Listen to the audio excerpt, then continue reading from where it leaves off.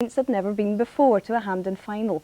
It could have been the perfect anniversary present for Alec Totten, who took over as Saints manager 4 years ago this month.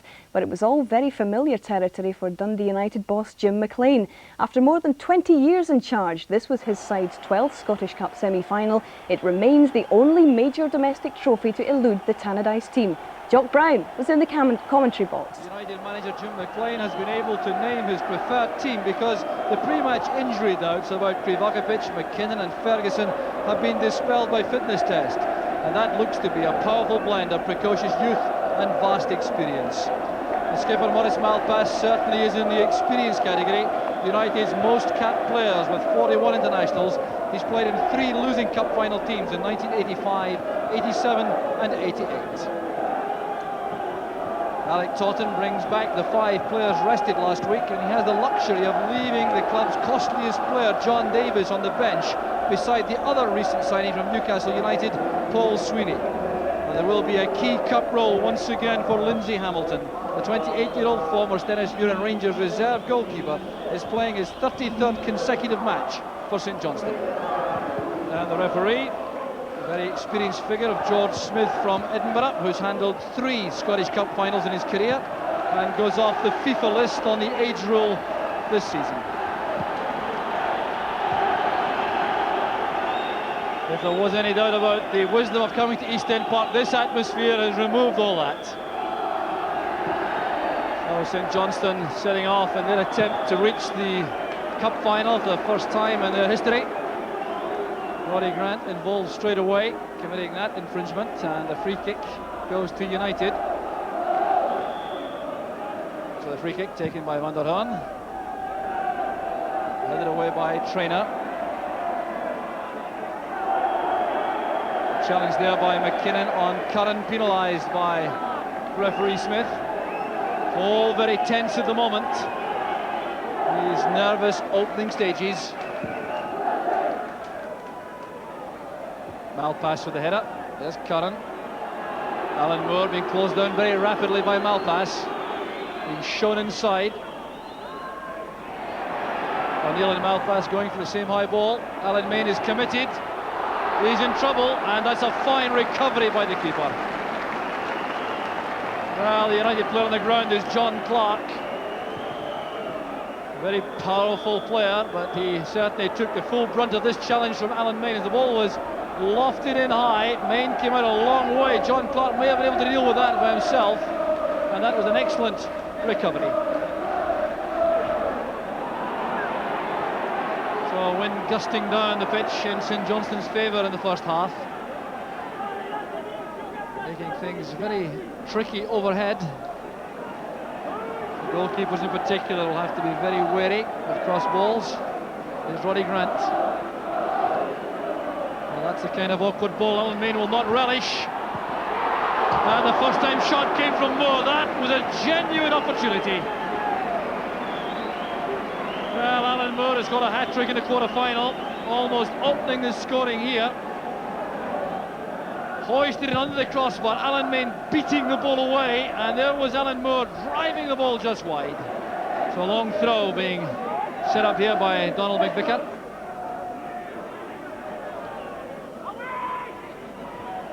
Headed away was by Clark at the expense, though, of a corner kick. So the first corner kick of the match goes to St Johnstone. McVicker with the left foot in swinger. Up goes Moore. Well, once again, the smallest player in the St Johnstone ranks, getting up well on the 6-yard line for the header. Questions being asked among these United defenders.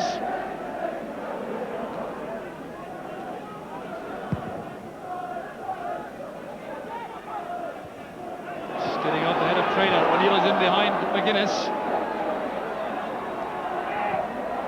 And there's the capability of Baltaccia coming across, spotting the danger, covering his defensive teammates.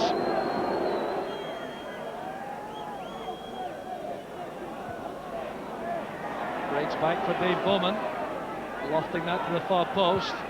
And a good header by McKinnon. It's an awkward one for Hamilton. Well, what a fine punch to safety that was, despite the attentions of Darren Jackson. Well, he's such a powerful figure, the St Johnstone goalkeeper. He was able to withstand the challenge of Jackson and still fist this to safety. A very difficult ball played in there by Bowman. McKinnon did well, and as the ball spiraled high in the air, Hamilton stood his ground to make the clearance.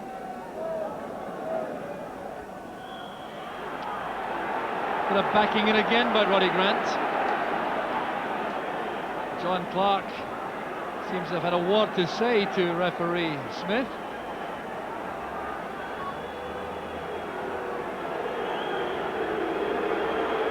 Well, I can't think what Clark had to say on that occasion, because the free kick had been given to United.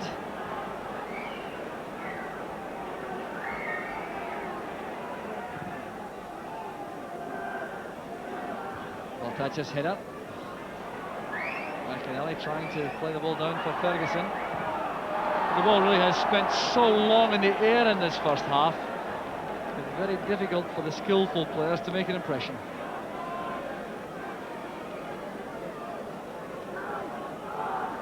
Just 5 minutes remaining in the first half.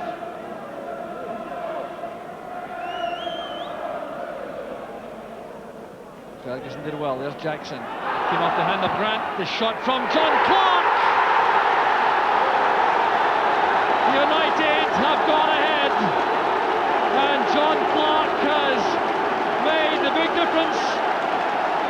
Good, intelligent refereeing, it has to be said, by George Smith. He could easily have given a free kick against Roddy Grant for handball. But 5 minutes from half-time, this long throw paid off.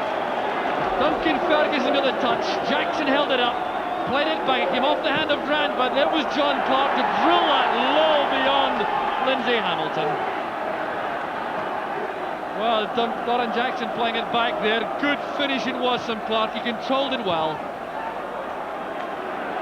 John Clark with his 4th goal of the season draws first blood for United, and that came after a lengthy spell of defensive work. And St Johnstone pressed forward.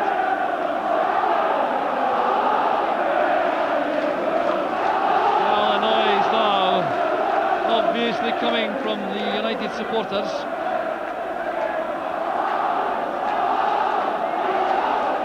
Vicar couldn't control it. It's a throw to United. Well, what a major blow that was for St Johnstone, coming into the match as slight underdogs and having the territorial advantage in the first half, but now they have to come from behind.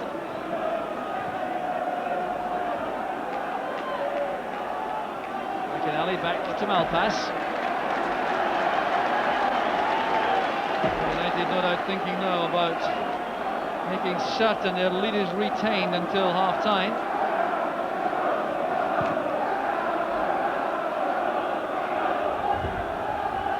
There's McInally. Bowman makes an angle on the right. Good play that by Bowman. Stepping away from McVicker. Here's Ferguson. Hustled all the way by McGuinness.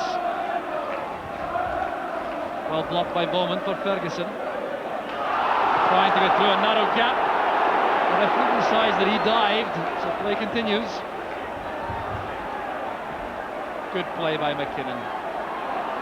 Hustled out of that though by Curran, and here's Moore on the right for St Johnstone. Far post cross, looking for Roddy Grant. Taken away by Krivokapic. There's Tommy Turner, and touched on there by Curran. Good effort by Turner. He was working so hard to keep that shot down. Good move from St Johnstone. Alan Moore's long cross, turned back by Roddy Grant, headed away by Krivokapic. The shot from Turner, and Curran tried to direct that into the top corner.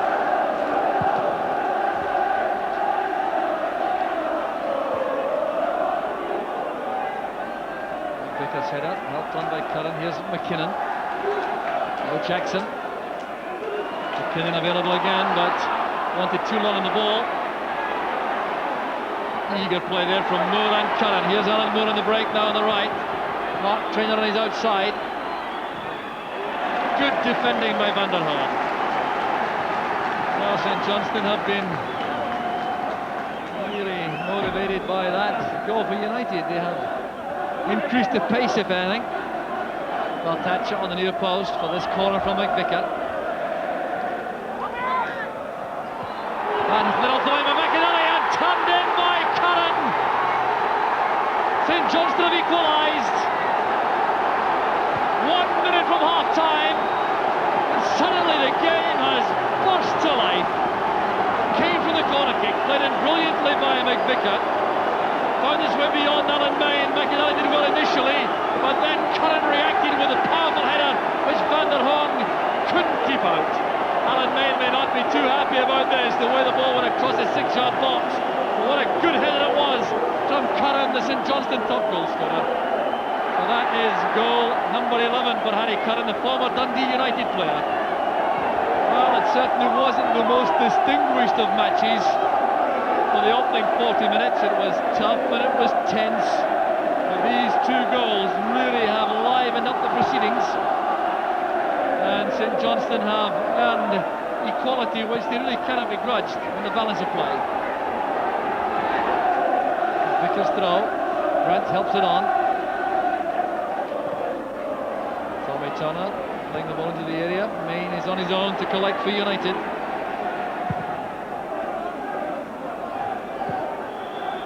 There's Gary McGuinness turning the ball away for the last incident of a fiercely contested first half. John Clark it was who put United ahead in 40 minutes with an excellent shot from the edge of the penalty area. But then Harry Curran popped up just a minute from half-time to give St Johnstone equality, which their first half performance undoubtedly merited. It will be a fascinating second half to come. But at half-time, it's Dundee United 1, St Johnstone 1. So both these sides would have been galvanised by the goals they scored just before half-time. St Johnstone in particular would be overjoyed, I'm sure, to hit back so quickly after the setback. Here's Darren Jackson, he's flagged offside. The whistle had gone. Jackson was almost clear there, but a very tight decision perhaps at the edge of the penalty area. The linesman right on the spot though to halt that United move. So the conditions certainly militating against good football from midfield, with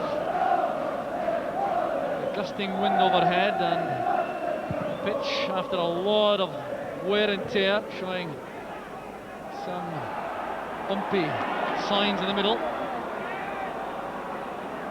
But for all that, still a great atmosphere, genuine semi-final occasion, and St Johnstone actually wrong with things. Here's Mascray, came off the heels of Curran. There's Dave Bowman. Thatcher's header aimed for McVicar. Strong play that by McVicar. Here's Van der Horn. Good close control from Curran, but he's tackled right away by Bowman. This is Traynor. Slice clearance from Malpass.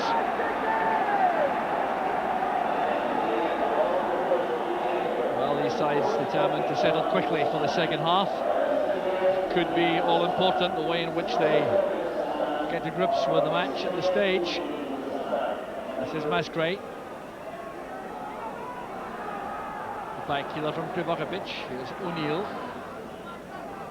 Duncan Ferguson tackled well by McGuinness. Ferguson guilty of the foul on McGuinness. It's a free kick to St Johnstone.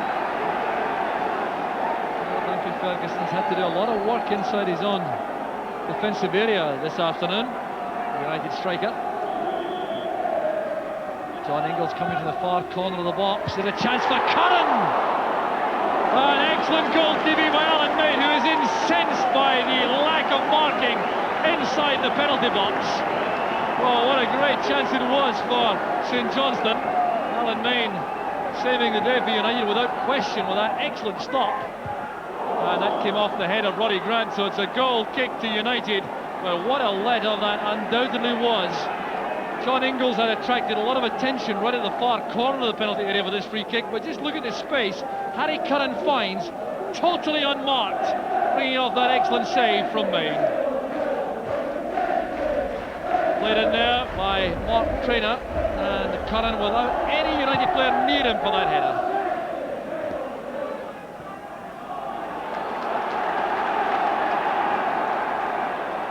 So John Ingles back in his normal position in defence. His marking job on Darren Jackson resumed.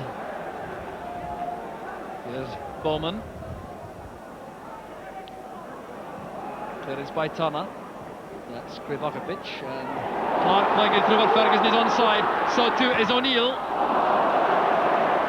Well, Darren Jackson lifts his arms to the heavens. He was coming in the far post, looking for the ball lofted across from O'Neill, who tried for the shot.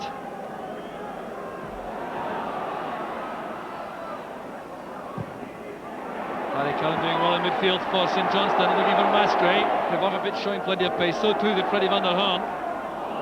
Fine play by van der Hoorn, a lot of confidence shown there. Then across by Turner, but no one in that area because Alan Moore had come into the middle, supporting the St Johnstone attack. There's Malpass again, driving forward on the left. Excellent play, away from Roddy Grant, looking up for support in the middle. Playing that through for Ferguson. Here's Duncan Ferguson, and it was well blocked by Hamilton. Well, all set up by the United captain, Maurice Malpass. Lindsay Hamilton did well at the feet of Duncan Ferguson, but look at the contribution made here by Malpass, turning this pass through the gap. Ferguson trying to turn to get away from McGuinness, but down went Hamilton.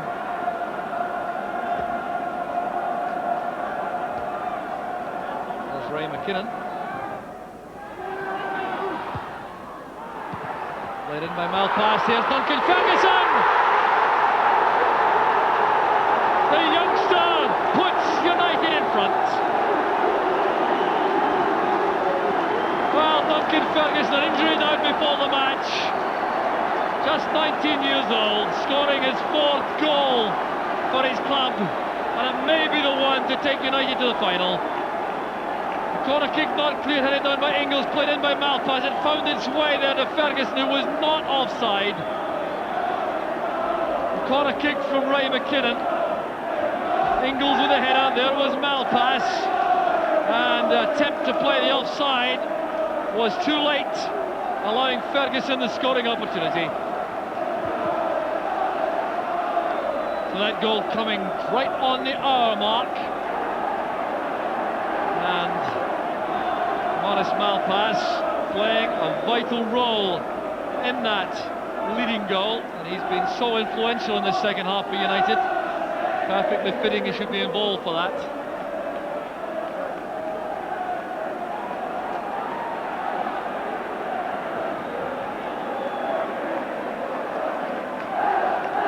Ferguson's head flick. There's Baltacha.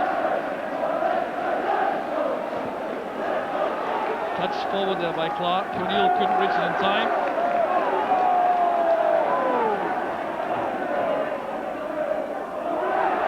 Van der Hoorn trying to avoid conceding a throw, but he was left with no option in the end.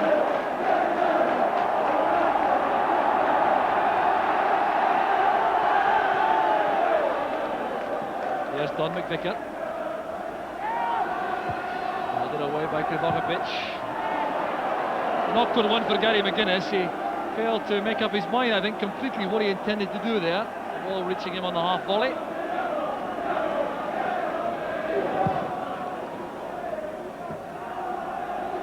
Clash between Traynor and McKinnon results in a throw to United. Well, there really are signs in the match now that things are going United's way. They've taken a grip in the proceedings. They have this precious lead, and they're very adept at holding on to that. They now have a free kick.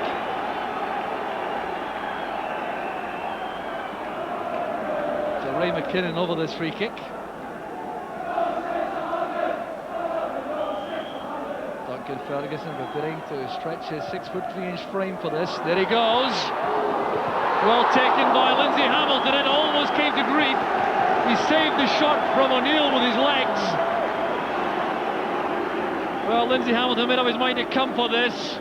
Got there ahead of Duncan Ferguson. The ball slipped away, and he got his right boot to the shot from John O'Neill. Otherwise, it would have been a third for United. Ferguson on the line with Lindsay Hamilton, who's a very big man himself, and Ferguson is taller, but it was the Ferguson attentions which resulted in the free kick inside the 6-yard box. Duncan Ferguson getting a lecture from the referee.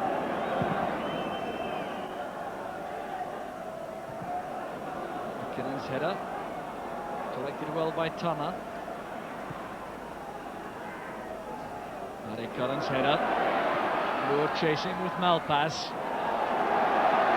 Malpass again doing the simple, effective thing, turning out to safety. McVicker this time not going across to take the throw, leaving this to Traynor. There's Moore trying to get away from McKinnon. And Ray McKinnon concedes the corner kick rather softly, perhaps. See if he lives to regret that, as Alan Moore makes his way to the 6-yard box. Tremendous spring he has for one so short. There's McVicker. Too high for Clark. There's Curran. Well, Harry Curran, who got the St Johnstone goal in the first half, coming very close again. And the chance was set up by the fact that John Clark just got the merest of touches here. Curran couldn't direct that goalwards. So the change being made is the withdrawal of Ray McKinnon, who was an injury out before the match with a damaged groin. So he goes off, and the replacement is Hamish French. And that may involve a little bit of tinkering with the United formation. It looks as though Darren Jackson's dropping into midfield, allowing French to join Ferguson up front.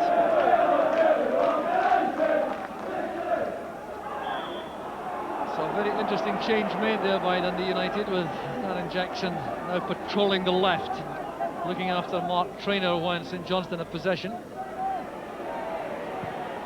Right across by Masgrave. There's Turner setting himself for the shot. Well, suddenly space opened up for Tommy Turner. He's clearly frustrated because he did have an excellent shooting chance. Well, there'll be an inquest here among the United defenders again, as this was set up by Turner. If they stumbled from Malpass, it gave him the real chance. Well, Thatcher is up, beaten to that by Clark. Turner quite content to accept the throw. Will he wait for McVicker? Yes. Number 4 for St Johnstone goes across.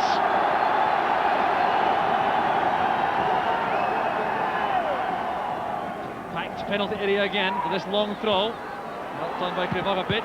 First time shot, it came off Bowman. Now that looked like handball. The referee did not have a good angle for that. It was well struck by Masgrave, and that may well turn out to be a life for Dundee United. From the long throw, Krivokapic got his head to that.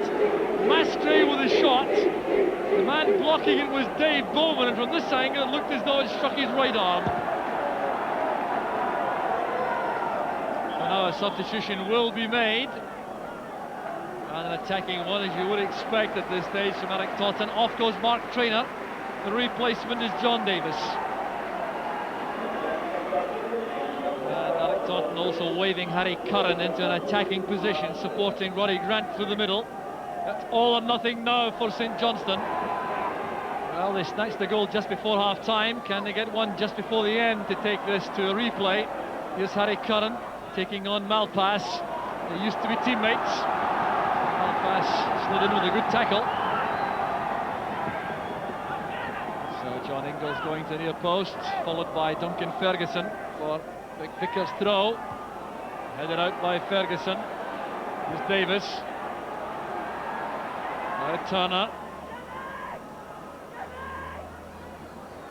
There's Turner again, trying to find a way past McInally. The cross is made by Moore. There's Grant going up. And on top of the net from Roddy Grant. Well, he had a very tough afternoon, the St Johnstone striker, but that would have made everything all right had he managed to get that under the crossbar, getting up well above John Clark. It was dipping over the bar as Main dived back. Good cross that from Alan Moore, and a fine leap by Grant. Main appeared to be in trouble for a second. Here's McInally for the header. Played clear there by Krivokapic. Free kick against Krivokapic, it would appear, for the challenge when the high ball was played forward. Here's another chance for St Johnstone. All hands to the defensive pump now for United. There's Gary McGuinness sliding it in. John Ingalls couldn't keep the shot down. It's a goal kick to United. So just about 90 seconds of the match left. John Ingalls makes his weary way back to his defensive beat. Can St Johnstone deliver a dramatic equaliser before the end?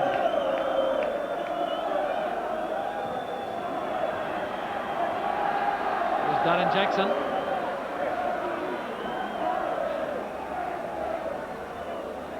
Holding it up with the corner flag. Frustrating play, this. A free kick though throw rather, and the throw taken from the wrong place by John Davis. He's getting a second opportunity and may consider himself a little bit lucky. No, he's not getting a second chance. It's a foul throw. That appeared to be technically a correct decision. Here's Hamish French, and a fine effort by French. That would have settled it all right. Well, Hamish French hasn't been on long, but he's made a good contribution to the United effort. Glimpse of goal only, and thundering the ball just wide of the target. Back to O'Neill. Duncan Ferguson challenging with McGuinness. Here's Darren Jackson. It's a late chance, and a fine save from Hamilton. And a corner kick it is to United, and ending the match on the offensive. There was Jackson's shot, a good one, and bouncing awkwardly, it was an excellent save from Lindsay Hamilton. But it may turn out to be academic now. The referee checking his watch very carefully as John O'Neill takes this corner kick. We've had a couple of minutes of injury time. There's John Clark. There's the final whistle. United are through to the cup final for the 6th time under Jim McLean. And for St Johnstone, it's dejection. Duncan Ferguson was the player who scored a vital goal on the hour mark. The goal which takes Dundee United to Hampden on the 18th of May. It was a valiant effort by St Johnstone. Their fans applauding them graciously, and that's certainly deserved. But for the United supporters down from Tannadice, it's been an afternoon of joy. Their team battled well throughout the match and always appeared in the second half to have a vital edge. So the celebrations in the United ranks go on. It's a cup final again to look forward to. Maurice Malpass, who played a key role, celebrates with Jackson and Bowman. It's United who go through. The final score, Dundee United 2, St Johnstone 1. Maurice, congratulations, man of the match, and you're also in the Scottish Cup final. You must be delighted. Delighted, Hazel. It wasn't a great game, but thankfully we're through. It was a very nervous start. Did you feel there was an awful lot at stake? Did the pressure get to the players, do you think? I think we were nervy, but the win made it difficult, and it made it worse. It looked worse than it was. Both teams are really anxious to get to the final. I think that caused the nervousness to start with. It all started very well for United when John Clark scored the winner, but you must give St Johnstone credit. They came back with a bang, didn't they? Yeah, once we scored, we thought we could coast till half-time, and St Johnstone went up the park and scored a good goal. So that brought us back onto our toes again. Duncan Ferguson's been a bit of a lucky mascot for you. Yeah, it's big Dunks. He does well for us, and he scored today again when it mattered. Now, actually, Jim McInally said to us just before you did the interview, you must remember to mention Paddy Connolly. He kept you in the cup. That's right, Paddy scored in about the 93rd minute at Bayview, so we've got a lot to thank him for. You're looking forward to the final. Is it United's year? Yes, we're going to enjoy it this year, and I'm sure we're going to pick the cup up. John, I'm sure United felt they had it sewn up really when you scored that first one. What do you remember about the goal? Yeah, I think Darren Jackson won it on the edge of the box. He tried to play it inside. I think it was big Roddy Grant tried to cut it out, and it got by him somehow. I don't think it was a very good strike that went out in the corner.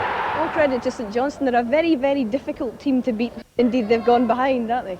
Yeah, I think their physical attributes are great. Really good height, and complemented by the two forwards. They run at you all day. All credit to them. They played us right to the end. It was a very nervous first opening period. What was the game plan in that period from United's point of view?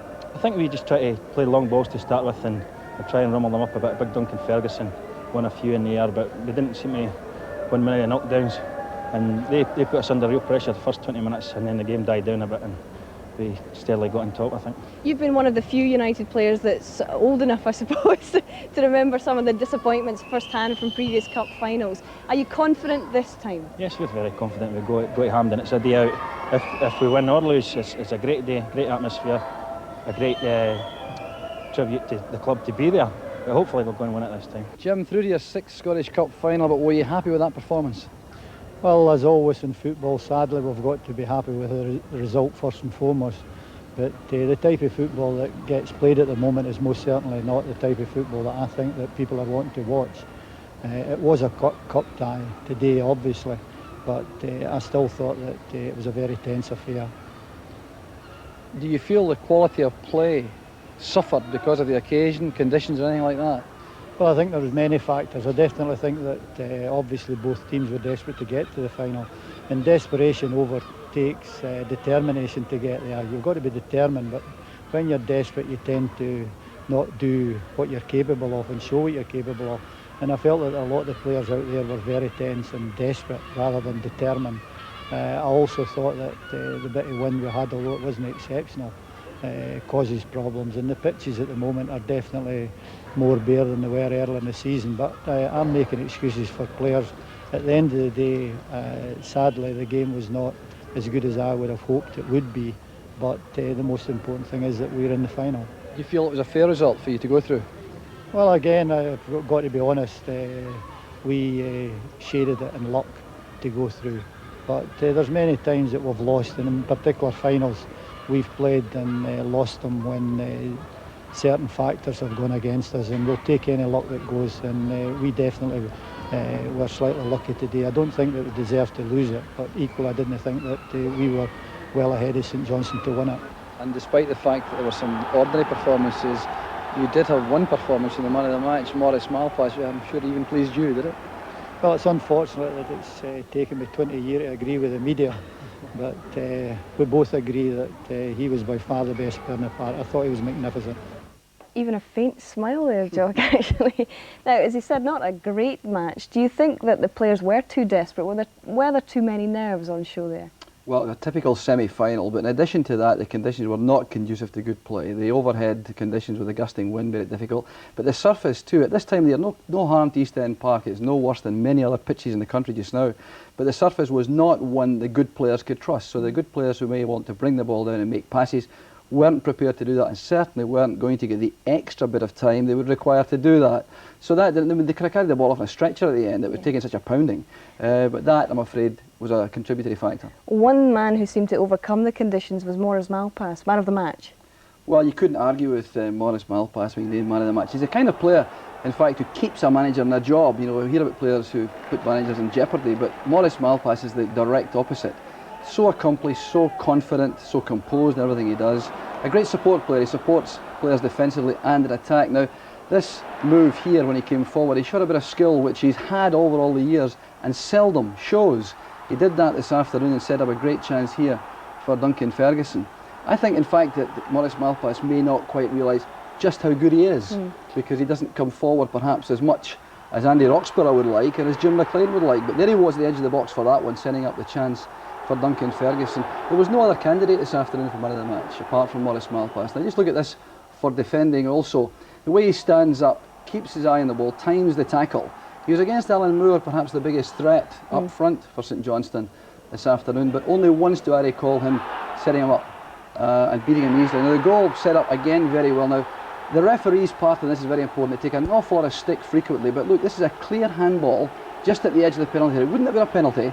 And John Clark, as he said himself, didn't quite get that properly. I think that perhaps put off Lindsay Hamilton. But within 4 minutes, St Johnstone were level, just the spur they needed, I think. And Alan Bain, I'm sure, will be looking at the floor right now, because this comes right across the 6-yard box. He knows better than anyone that the goalkeeper's expected to get to that. But Harry Curran again was very sharp and very quick, as he has been all season. Duncan Ferguson is a lucky mascot for United. His third goal in the cup, only 4 he scored for the club.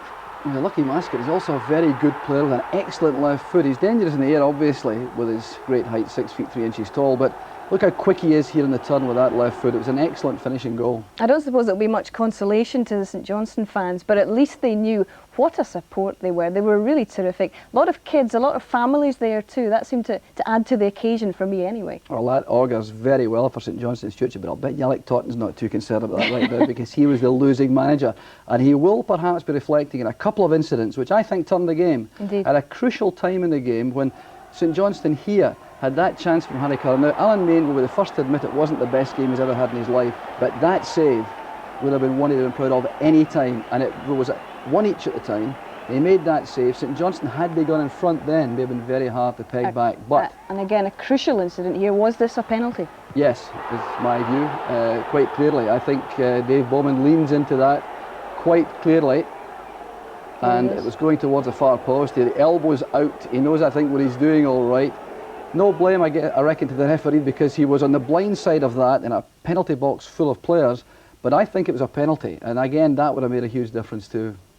Yeah, now at the end of the day, it's finished. United are into the final. You obviously remember and have seen, like me, some of the other performances from United teams in the past in the final. Have they got the team to do it this year? Can they win it? Well, I think they can win it this time, although I don't think it's the best team they've had. I think I've seen all the finals they've been in before, and they've had better teams.